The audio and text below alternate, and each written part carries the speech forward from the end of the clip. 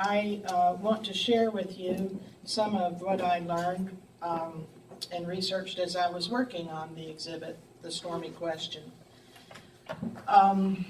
I'll be speaking in very broad strokes because this is a story that took me over 6 months to research and develop. And if you want detail, please go to the exhibit. You can come to the building and see it, or you can see it at www.discipleshistory.org. There's lots of detail. There's also lots of detail that didn't make it into the exhibit. But I'm hoping to give you some idea of the struggles, not only that the Christian churches had with this very thorny issue, but also other churches as well, because we find that there are a lot of similarities, especially in the Protestant denominations before the Civil War, in their struggles with the issue of slavery. I might also add another cautionary note, and that is, it is really hard to know people from the past. They're very different from us.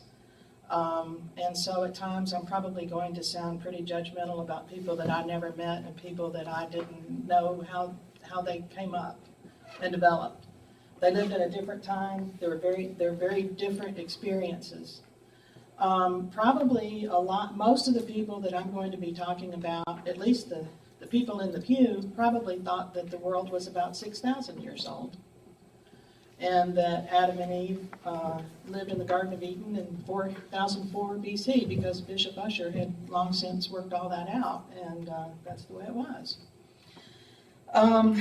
So, when I think about someone like the little girl of the woman who was held captive in the man's house in Cleveland, the little 6-year-old girl, what must her normal be like? I mean, this is someone who's going to have to become completely acclimated to a society that she knows nothing about. And sometimes I think that when we deal with people from the past, 200 years ago, 150 years ago, we have to overcome that. We may make the wrong conclusions from the things they say, from the things they write. But we do try to tell the story as closely as we can. And as Glenn says, the record is not encouraging. Let me tell you a little bit about where we got the phrase, the stormy question, or the stormy questions today, because we're going to be talking about more than one stormy question. It was actually coined by a man named William Pendleton, who was Alexander Campbell's son-in-law. And he replaced Campbell as the editor of the Millennial Harbinger. And in 1858, he went to visit President James Buchanan in the White House. It is thought that that visit was probably arranged by Jeremiah Black, who was probably the best-known layman of the time. He was Attorney General of the United States under James Buchanan.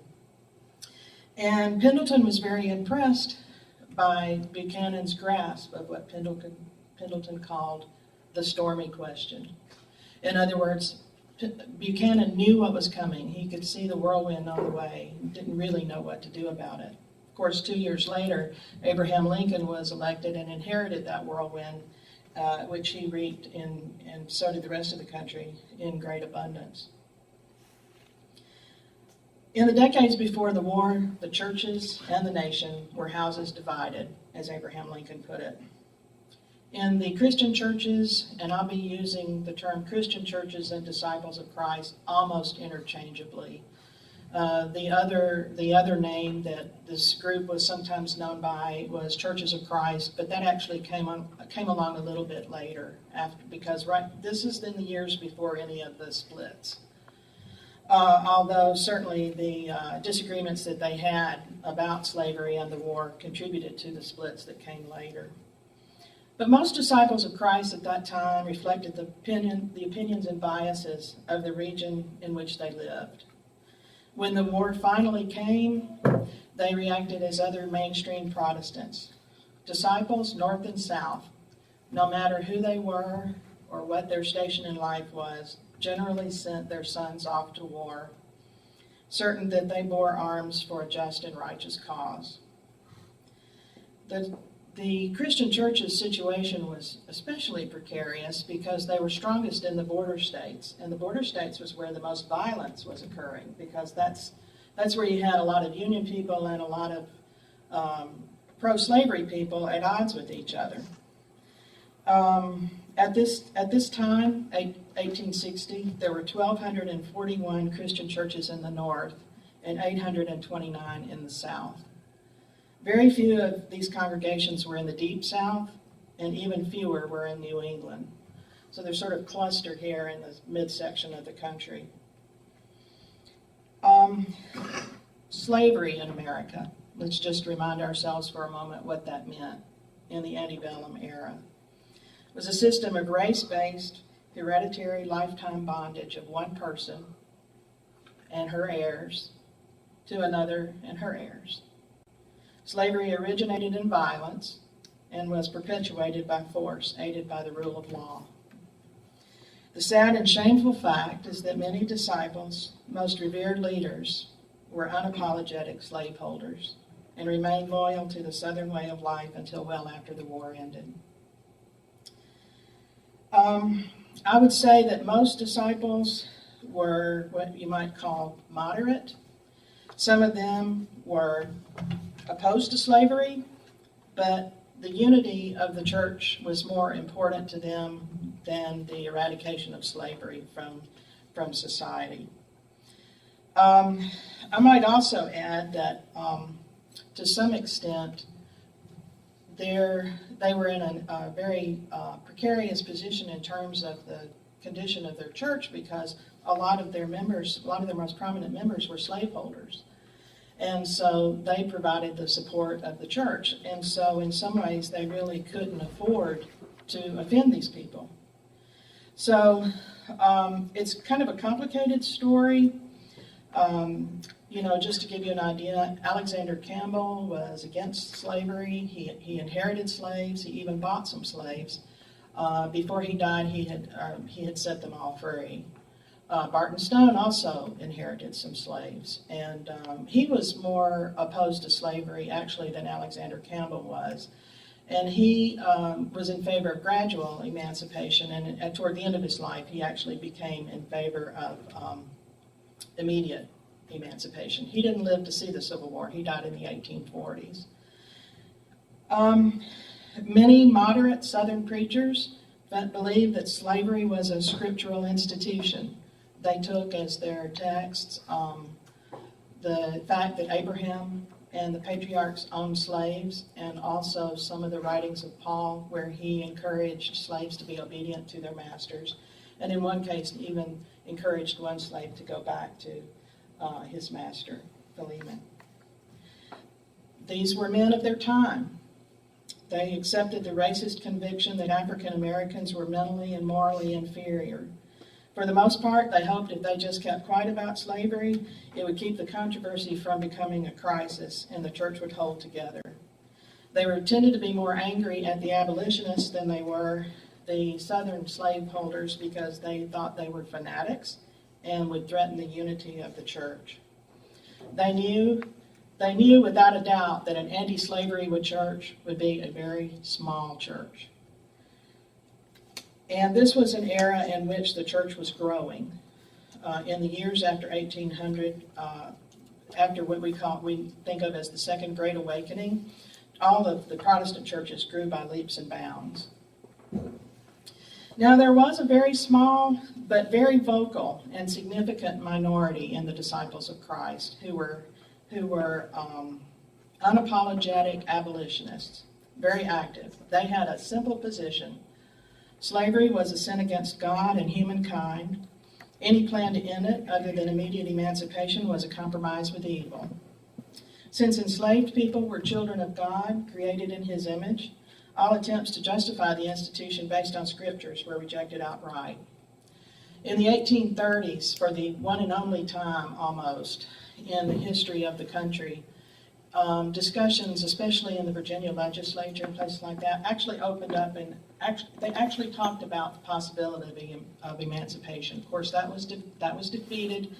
After that, the two sides, you can just see them going that way and demonizing each other all the way. There were also some African American evangelists in the disciples of Christ. I can name several. One who I will mention, because he lived here in Nashville, was a man named Peter Lowry. And he's also interesting because he was originally a member of this congregation. And he was, this sort of thing happened in the Upper South. I don't think it could have ever happened in the Lower South. But he actually was allowed to collect wages for his blacksmith shop by the person who held him, the slaveholder who held him, and he was able to purchase his own freedom and that of his family. And so he wanted to become a preacher. And so the church here, which of course was then downtown, arranged for him to have his own congregation. And by that time they had almost 500 African American members. So they moved out to this neighborhood, to what is a little church on the Belmead Plantation. And it was called the Grapevine Christian Church. And it grew out of Vine Street. So Grapevine, Vine Street, yeah. And and then they moved into town, into a building that Peter Lowry built for them. And there are other stories of men who, the Christian Women's Board of Missions disciples, one of the earliest disciples, mission groups, would purchase the freedom of more than one slave who wanted to become evangelists. And so, there are some victories like that, but they're kind of few and far between. More common is the story of someone whose last name we don't know. We don't have her voice. We don't really know anything about her, except that she lived on a plantation near Canton, Missouri, until 1856. She was a member of the Christian church near that city. She belonged to a man named H. White, and she appears on the church rolls one time exactly. She had no last name. We have this church roll in the collections of the Historical Society. And the notation reads in total, Amanda, a slave of H. White, removed from the roll November 6, 1856, sold at St. Louis. That was not at all uncommon. Now, this was a sister in Christ that her owner or holder, I don't know if you can actually own another human being, but they were chattel property. This happened time and time again in the years before the war. Alexander Campbell, who became increasingly angry with the abolitionists because he really felt that they were messing up a good thing. But his sister, Jane Campbell McKeever, was an ardent abolitionist. In fact, she had a female academy named Pleasant Hill. She and her husband, Matthew McKeever, ran that, and it was actually a stop on the Underground Railroad. And she wrote in the Northwestern Christian magazine about the evils of slavery, and very openly broke with her more famous brother on that subject. Some of the students in their reminiscences about Pleasant Hill Academy said they wondered why sometimes they were baking all this bread and then they didn't get fresh bread the next day. Where was all that bread going? Now, I'm going to skip over a little bit. There is another small group, but significant group, especially in this part of the country, that we shouldn't ignore. Those people, they're the pacifists. You probably are aware that in our religious tradition there's a very strong strain of pacifism that runs through our theology. Even though the pacifists in the Christian churches were not able to prevent their more militant brethren from going to war, it served as a constant reminder of the price. These people were mostly centered in Middle Tennessee and Kentucky, included people like David Lipscomb, Tolbert Fanning, Philip Fall, which is ironic because Philip Fall's son joined the Confederate Army and was killed at Fort Donelson. And in Kentucky, John McGarvey probably was the main leader of the pacifist group. To them, whether or not they were opposed to the sin of slavery, to them, war was a worse sin than slavery. Pacifist theology stressed the change in the attitude of God's people about war, with Christ ushering in the new covenant. They cited his Sermon on the Mount and other preaching emphasizing turning the other cheek and promoting their position. They also shared a disdain for the affairs of the world, and this combination formed their very strong pacifist convictions.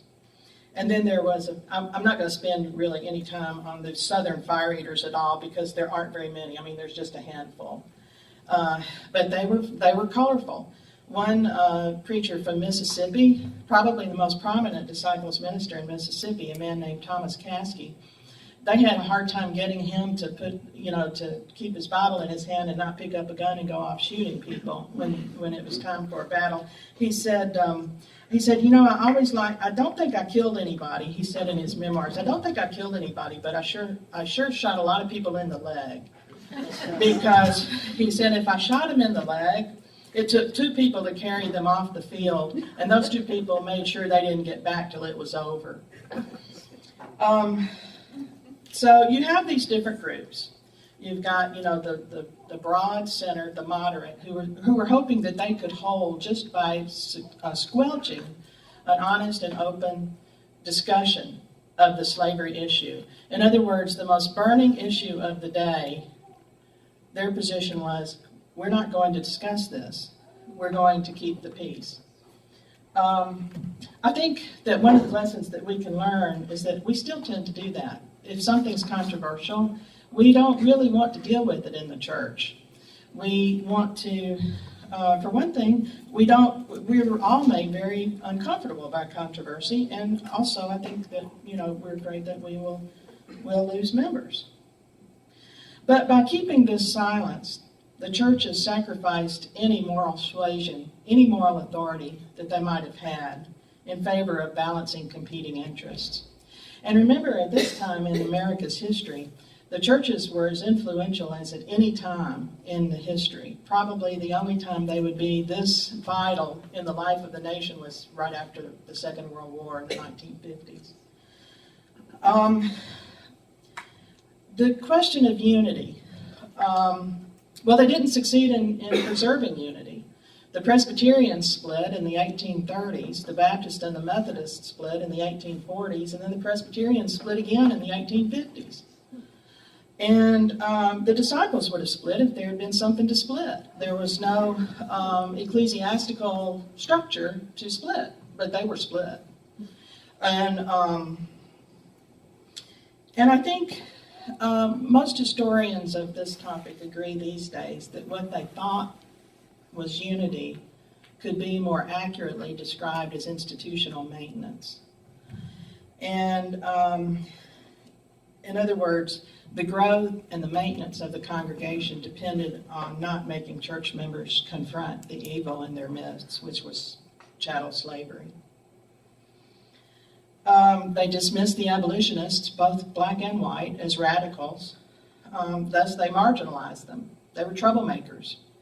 And churches were not just complicit, they were participants in this evil. So many of them owned slaves themselves. Also, to take a look at the scriptural defense of slavery, you see a kind of a biblical literalism that is completely divorced from any sort of historical context or any sort of acknowledgement that 2,000 years had passed, that Paul was writing to a completely different audience. He was writing in the Roman Empire and trying to help, the Apostle Paul was trying to help these people who were very much a minority, marginalized community, navigate these very dangerous waters in very dangerous times. And of course, don't forget that during this era, there was a 4-year bloodbath from 66 to 70 AD, the Jewish Wars, the Jewish Revolt. Well, during and after that, they were very much under scrutiny. And I think that one of the things that we find in Paul's writings, that his later writings, such as Timothy, along there, they're much more cautious than his earlier writings, Acts and Romans. And part of that, I think, reflects what was going on in his world at the time. In America, the churches were the majority, the people in power.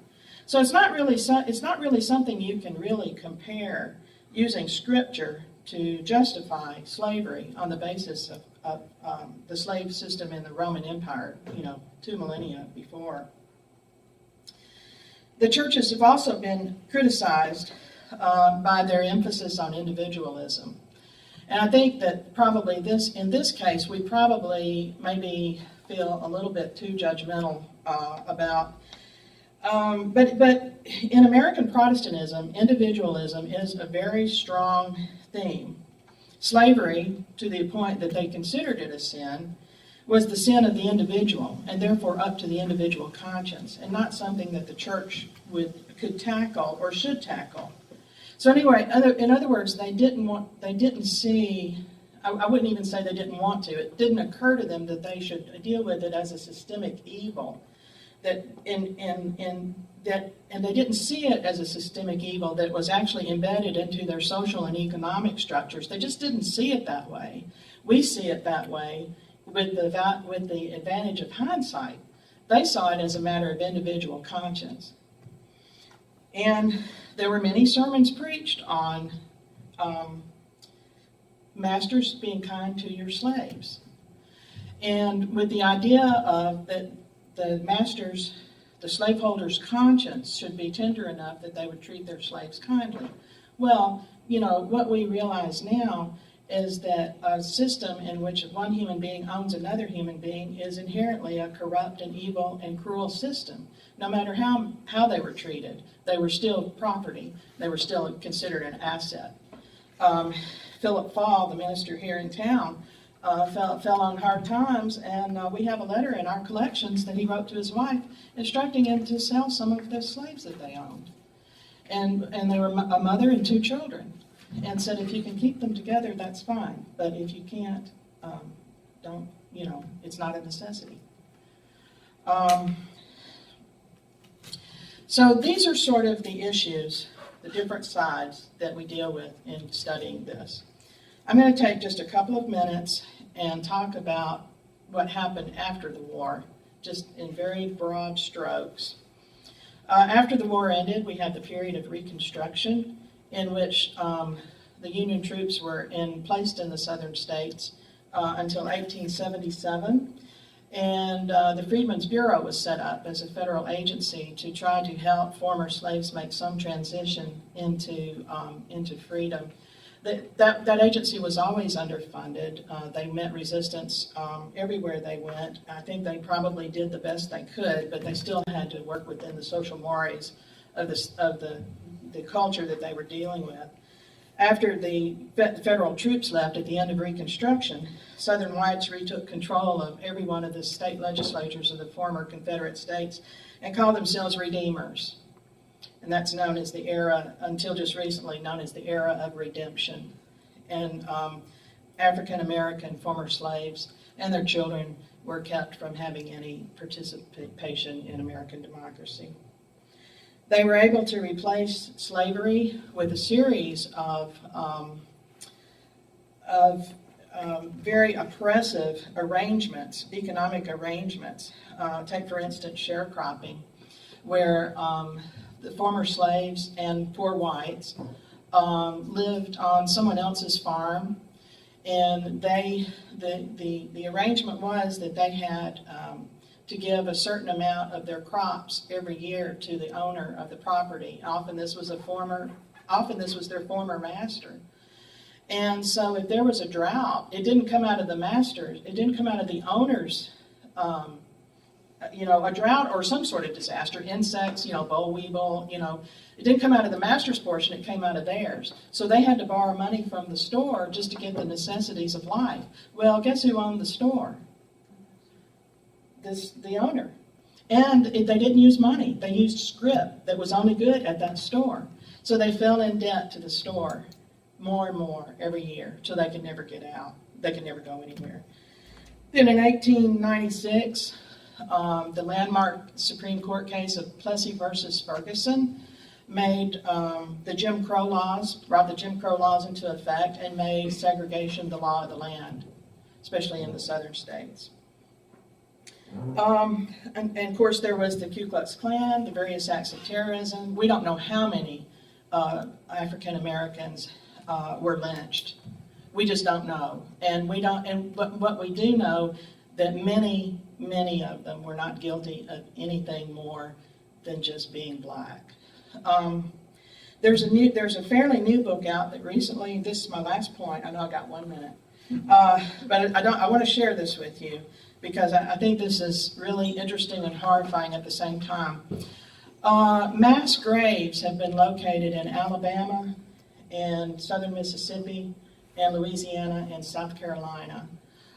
They were first located in Alabama, and what they are finding is that they're near mine shafts.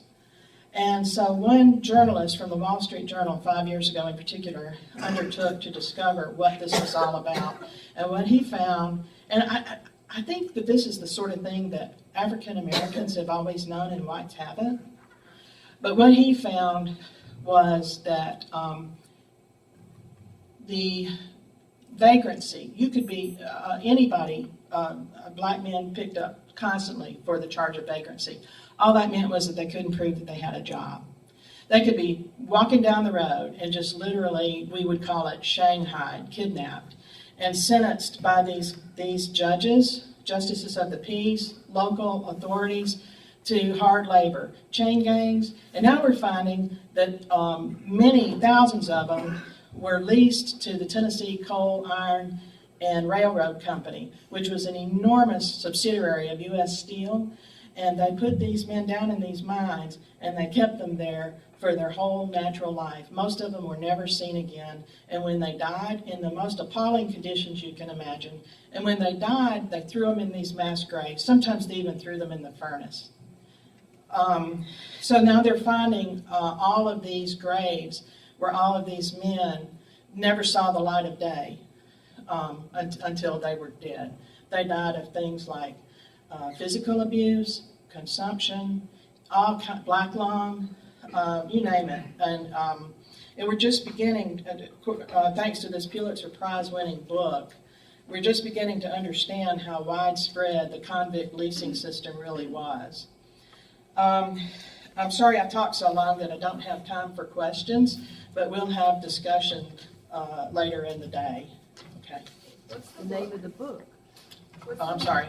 I think it's Slavery by Another Name. Slavery by Another Name. Yeah. If you would like to look at it, I brought it with me. Okay.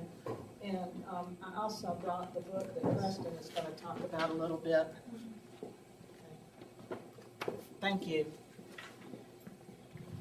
Sara, do you want to take just like 5 minutes for quick questions? Okay. Does anyone have a question? I know that basically what I've done is just overload you with information, so you may be a little bit stunned, too stunned to ask a question, but yeah, Nancy. I was wondering, if before you started doing your research, say 6 months ago, or a little more, if you had an inkling that you would find these discoveries, and if not, what was that like to, like, oh my gosh? Well, I knew some of it because when I was in graduate school, I studied Southern history and Southern culture, but I didn't study that era. I stayed more with the late 19th century and the early 20th century. So I knew a lot about, Jim Crow and the Civil Rights Movement and that sort of thing.